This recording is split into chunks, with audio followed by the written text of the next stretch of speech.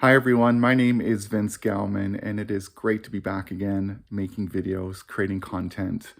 I do have to disappear once in a while because Spirit summons me, my higher self summons me to go on a rite of passage.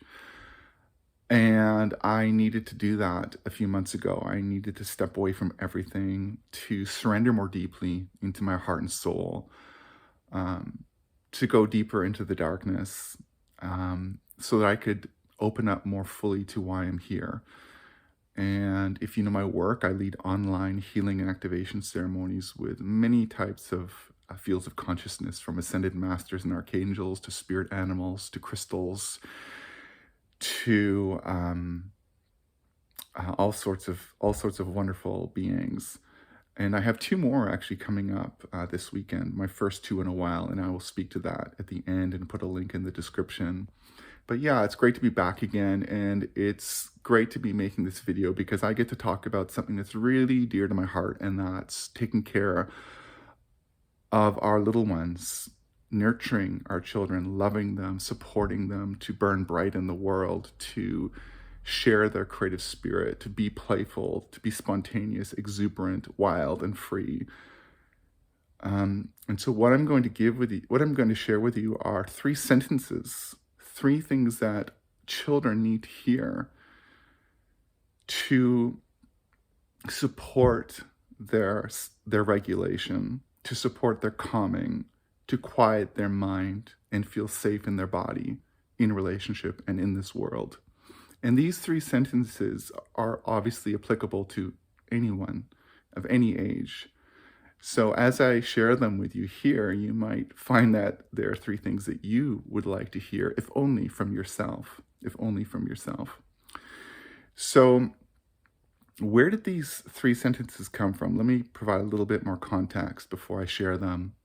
They came to me a number of years ago. I was actually laying on this couch here, and I was deep dive in a psychedelic journey. I was working with sacred mushrooms, and I went on a mushroom journey, and Spirit suddenly came to me and said, these are three things that children need to hear. These are three things that children need to hear. And yeah, I loved it so much that I ended up writing an article. Um, and that article is linked in the description, so you can look more deeply into the power and purpose of these three sentences in that article. I cover things in that article that I will not cover here in this video, and there's things I will speak about in this video that are not covered in that article, for I have grown and expanded since I wrote that article, which was a number of years ago. I have new insights that I'm going to share with you today. These three sentences are, whether they are said to a child, a teen, or an adult, they're especially important now, given the insanity of the world, given the madness of the world, given the troubling times, the uncertainty, the fear. These three sentences have the power to soothe us, to reassure us, to ground us into our heart and body at a time when it can be easy to feel dysregulated.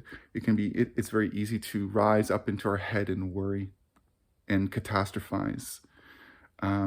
So these are three sentences that are simple yet powerful tools to ground us and help us be resting in assurance, or to rest assured, Excuse me. So let me say these three sentences to you right now, and then we will go into each a little further and explore them. And I hope that what I'm about to share with you can help you take these sentences to heart, apply them in your relationships, again, if only with yourself. So the first sentence is very simple. It's two words, and those two words are, it's okay. It's okay. Number two is, I'm with you. And number three is, it'll all be fine. It'll all be fine. It's okay. I'm with you. It'll all be fine. You know, I invite you even to close your eyes for a moment And see how that feels when I say that to you, because I'm going to say it to you again, and I invite you to close your eyes and just receive these words and see how it feels when I say it to you. It's okay. I'm with you. It'll all be fine. So it's easier to rest assured, as you can see, when we hear these words, when we feel these words, when we take them to heart as truth, because truth is in the heart. It's like, okay, I feel it as truth. I feel it in my heart as truth. And so now I can rest assured. I can let go. I don't have to think so much. I don't have to worry so much. I don't have to catastrophize. I don't have to control. I don't have to take control. I don't have to think about the future. I can come into the present moment where my body, my heart exists now. You see, what these sentences do is they bring us into now. When we're scared, when we're worried, we're moving into time. We're moving into future or past. So children are great teachers of the present moment, aren't they? You know, they're wonderful. They teach us how to be present and spontaneous in the now. And yet when we grow up in a unsafe, unstable, unpredictable setting, we are wired for time, past and future. We are wired for excessive control, when really what we need is our parents to take control. You see, when I know my parent doesn't got it, I got to get it. It's like, if I know my parents got it, then I don't have to get it. And that's the role of a parent, to in some way communicate to the child, I got it and I got you. I got your back. It's okay. I'm with you. It'll all be fine. I'm taking care of things so you don't have to take care of things, and so that you know you are taken care of now. Now. Do you see? So you rest assured. The child rests assured. So let's explore these words a little, these sentences a little bit more, these magical, powerful, beautiful, loving sentences. It's okay. It's okay does not mean it's okay, right? Which essentially means you don't get to feel the way you're feeling. There goes something going on with my nose, but that's okay. You don't get to feel how you're feeling if I say, it's okay. It's basically like saying, get over it. See, I'm taking you to the future, right? Get over it.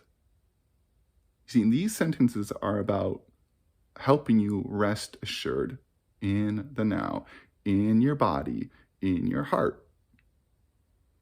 Quieting the mind that takes you into time.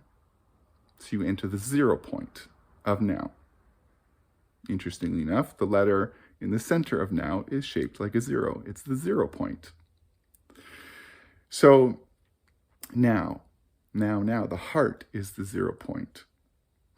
So it's okay is essentially saying it's okay to have your experience now, whether it is a thought experience or a feeling experience or a behavioral experience, however it is expressed, thought, emotion, behavior, it's okay to have that right now. It's okay to have your experience, because you're afraid, because you're worried, because you're startled, because you're a bit dysregulated, which means that your nervous system is not in a state of relaxation.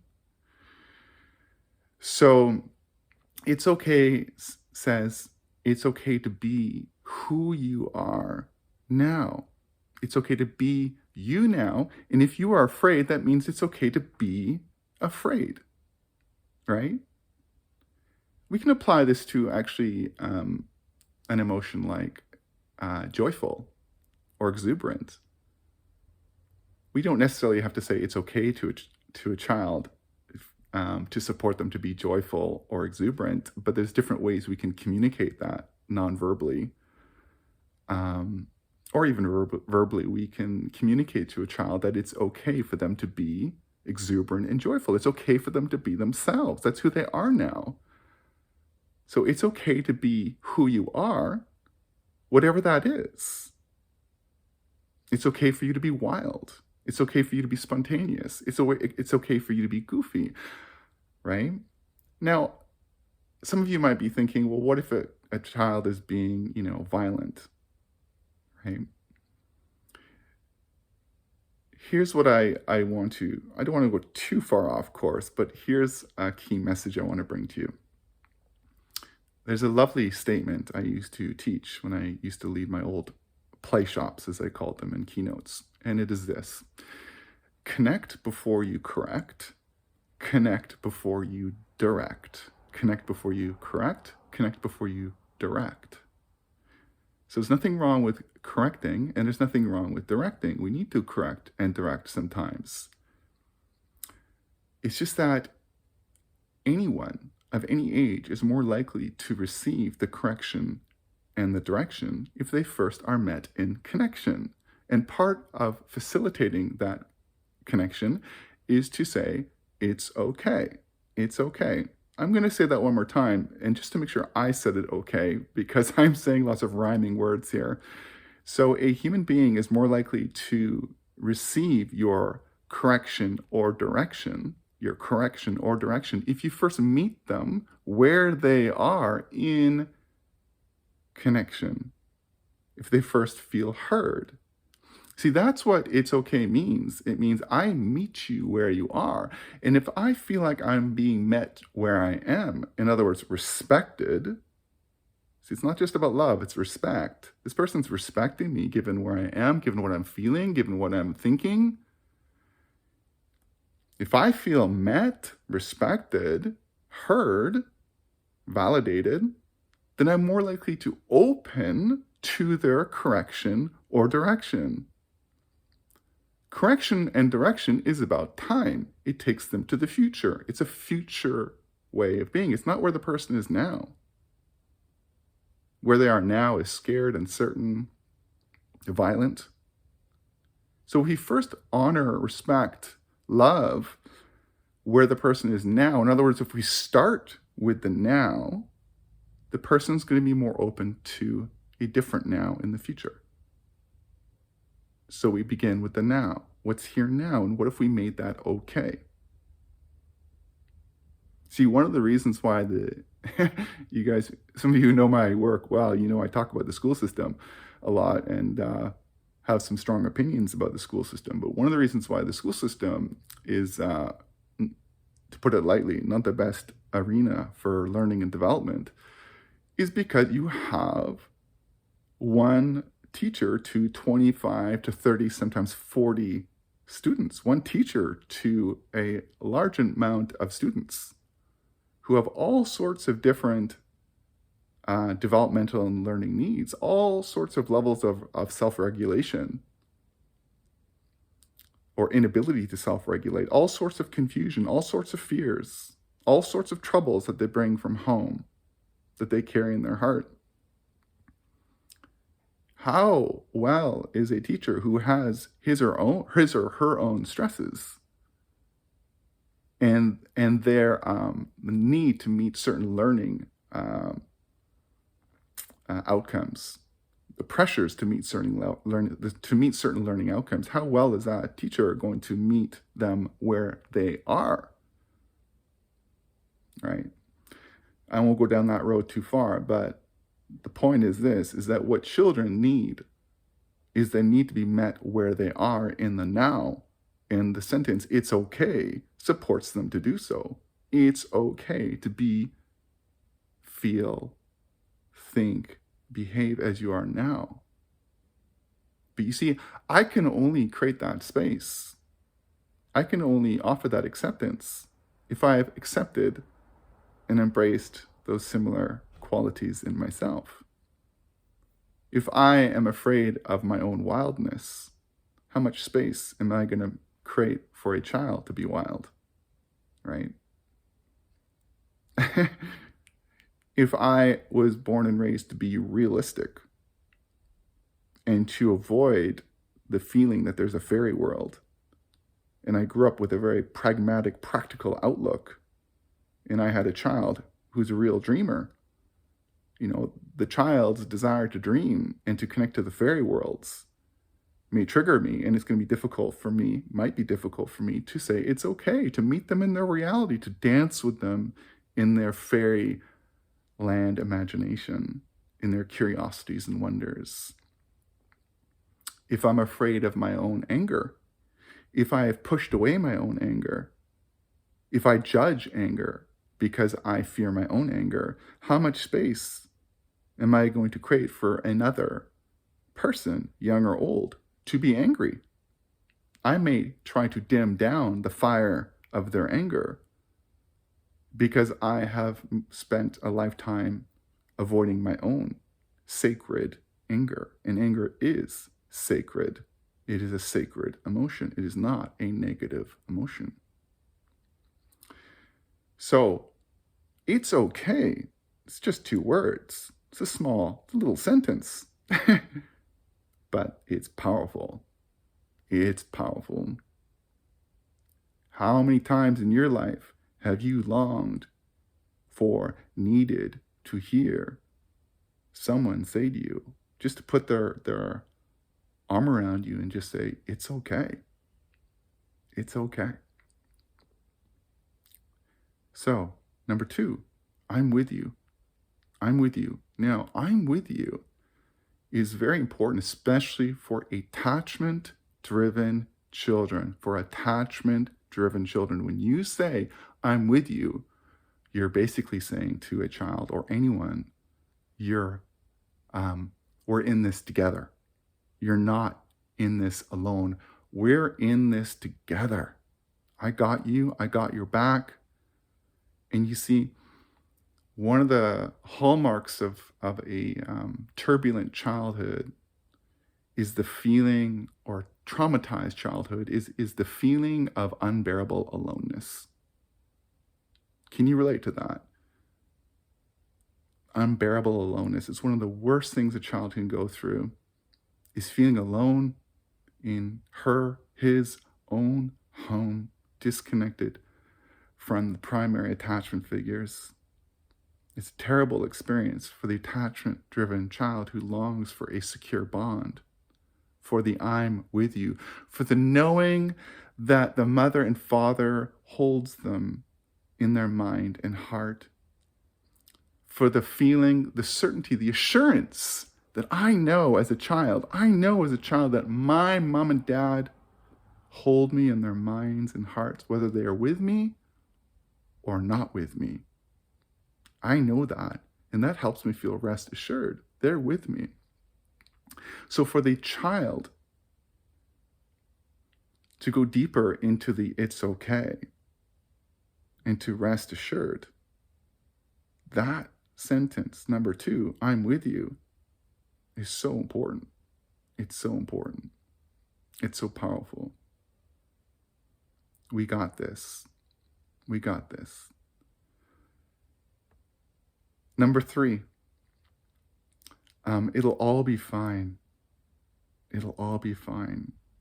Meaning, and this is a little bit about the future, isn't it? But it still serves the now. It serves the child settling into the okayness of this present moment. It'll all be fine says it'll work out. You don't have anything to worry about because I'm going to take care of it. Or nothing bad is going to happen. It'll all be fine. It'll all be fine. So that gives the child or the person of any age a feeling that they don't have to think about the future. They don't have to worry about the future. They don't have to worry that anything bad is going to happen to them. It's going to work out. It'll all be fine. They can relax the controlling mind that wants things to be a certain way. I don't have to take control because everything's going to be okay.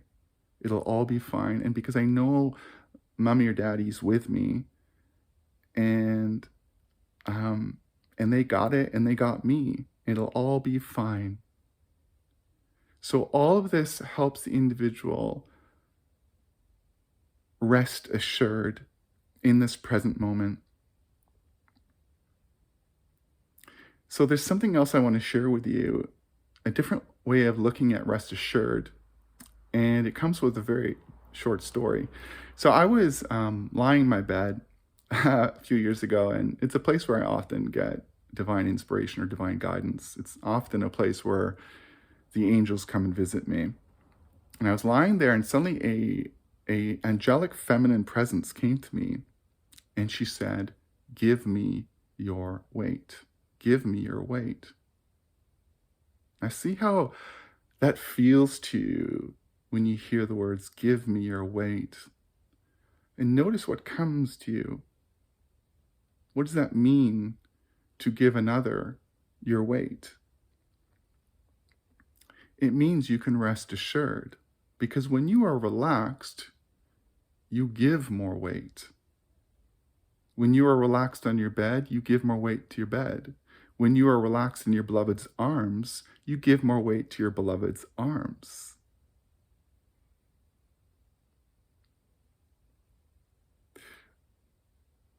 When a child is young, an infant, and let's say he, in mummy's arms, and the child feels safe, the child goes limp and loose in mummy's arms. The child, he gives mummy his weight because he knows it's safe to go limp and loose. Imagine a triangle, and at the top of the triangle is the word safety. Bottom right is the word trust. Bottom left is relaxation.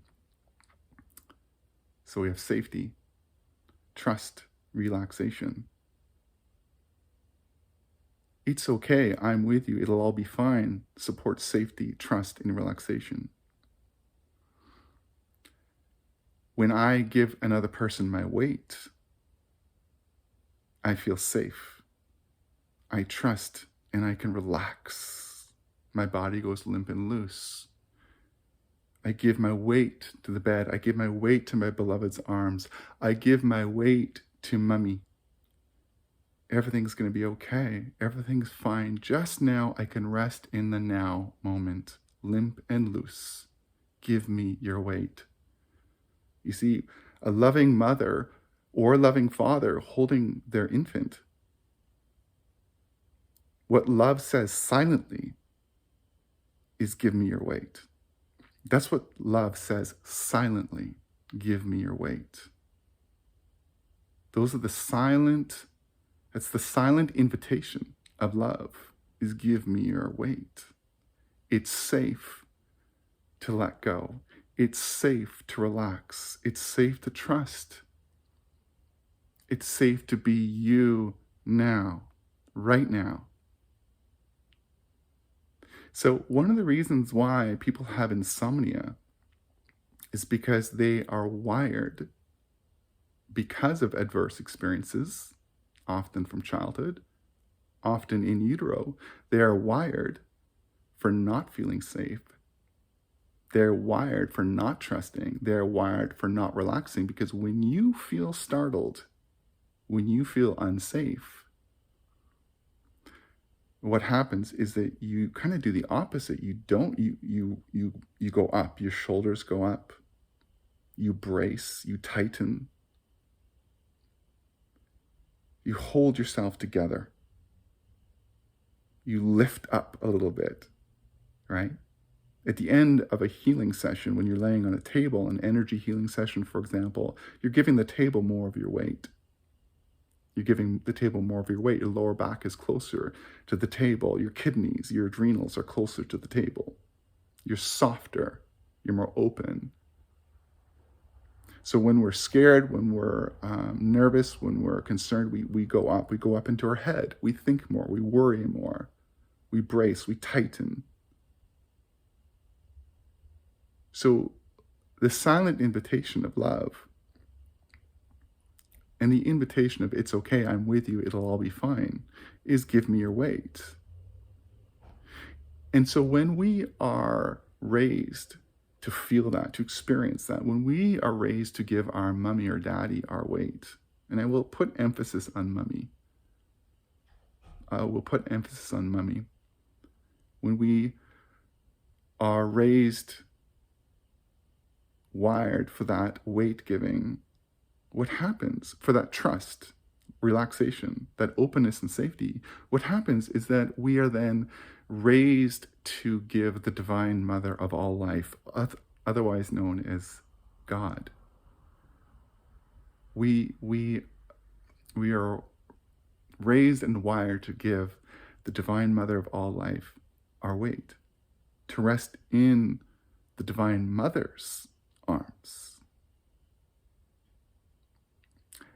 and Mother Earth's arms, to plant, to root ourselves, to ground into Mother Earth, and to open and rest in the arms of the Divine Mother of all life, also known as Sophia. And so when we feel that felt connection and safety and oneness with our mother, because that's another way of looking at that, is it's oneness, isn't it? I feel that oneness with my mother, that nourishing, bonding oneness. When we are raised with that experience, then we grow up with that feeling of oneness with Mother Earth and the Divine Mother of all life. It is then easier for me to trust my heart, to trust my soul, for I trust life. I trust the Divine Mother of all life. I don't have to control so much because everything's okay. And she is with me. And it's all going to be fine.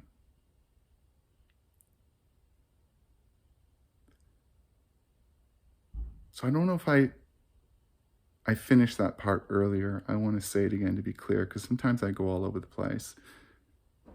The reason why people have insomnia and they struggle sleeping is because they didn't have that experience when they were young. They're wired for bracing. They're wired for going up. They're wired for thinking too much. They're wired for being not in their body, for not resting in connection, as it's sometimes called, resting in connection, which is a beautiful way of saying that. So they're wired for being on, and it's not safe to be off, because my survival has depended on being on. To be alert, vigilant, because I needed to be to survive that unpredictable home. I need to be on.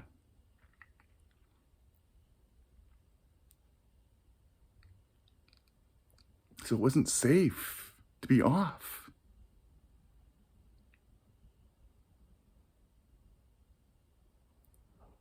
So when people struggle with sleeping, what they're struggling with is turning off.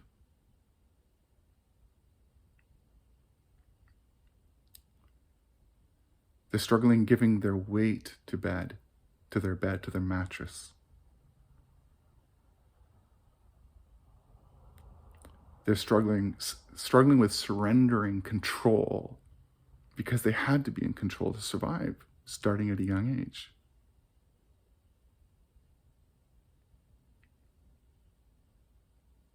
Why do people struggle with letting go into their own death on their deathbed? It's a similar thing. It's partly because in this very unhealthy consciousness on the planet, this very infantile, immature consciousness on the planet, where people have not been initiated into confronting their own death, as they would have been in the ancient mystery schools, such as those in Egypt and Greece and Tibet and elsewhere, where people had a confrontation with their own death These initiations obviously also have taken place in many tribal societies around the world, and the core, you could say the core piece of these initiations and these mystery schools is to overcome your fear of death. In other words, overcome the need to be in control, to know, to keep it together, to hang on. It's safe to let go. It's safe to give the Divine Mother of all life, to give Mother Earth your weight. Because we haven't been initiated into this, because we live in a culture that would rather hang on than let go, that prefers knowing over not knowing, that prefers keeping it together over falling apart, that prefers beginnings over endings. All signs of a people that have not been initiated. This sort of culture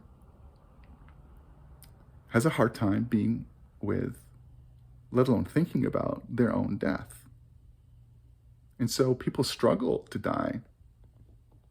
And we hear of stories, and maybe you're aware of this in your own experience with your loved ones, of being with someone on their deathbed and encouraging them, helping them to rest assured that it's safe to let go, it's safe to end, which is really a transition, isn't it?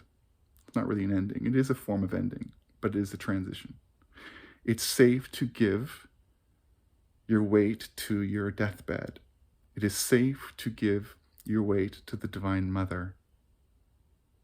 It is safe to give your last exhale.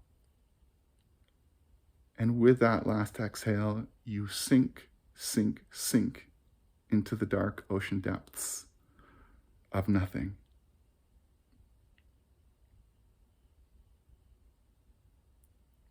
Which is everything. So, it's okay. I'm with you. It'll all be fine. Can you see the power of these sentences now? Can you see how needed they are, especially during these times? Can you see how much children long for these words and need to hear them? How they deserve to hear these words. And of course, you can communicate them in your own way. There's different ways of saying them. And the article linked will help certainly. But it's that resting in connection, as I said. It's the giving of weight. It's okay to be me now, in the now.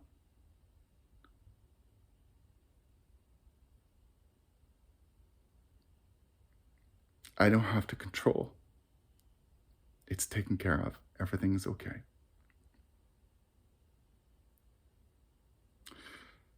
This weekend, Saturday the 6th, Sunday the 7th of January, I lead 2 online healing and activation ceremonies. One is with Ascended Master Mother Mary. The other is with Ascended Master Green Tara. You commune directly with each. And you experience on Zoom a 30-minute transmission. You literally you literally commune with these Ascended Masters, and they support you with your healing. And activation means your spiritual DNA, your light code activation. I will not go into that right now, but the information is in the description. They are 77 Canadian. The ceremonies are in total about 75 minutes. Saturday with Mother Mary is 3 p.m. Pacific. Sunday with Green Tara is noon Pacific. If you do not, if your schedule does not permit you to attend, you can still receive the transmission on full, whether you're on Zoom or not. These Ascended Masters can reach you just fine if you're not on Zoom. So I work with all different sorts of fields of consciousness, archangels, spirit animals, crystals, etc., etc. So all that information is on my website. So yeah, this is This is an opportunity to support your healing and empowerment, the embodiment of your higher self at a time when the world needs light workers to help birth the golden age that is coming through right now, despite the labor pains of this collective rebirth. Anyways, thank you so much. I think that's all I'm going to say. Thank you so much from my heart to yours, for listening and watching. And I will see you when I see you. Take care. Bye.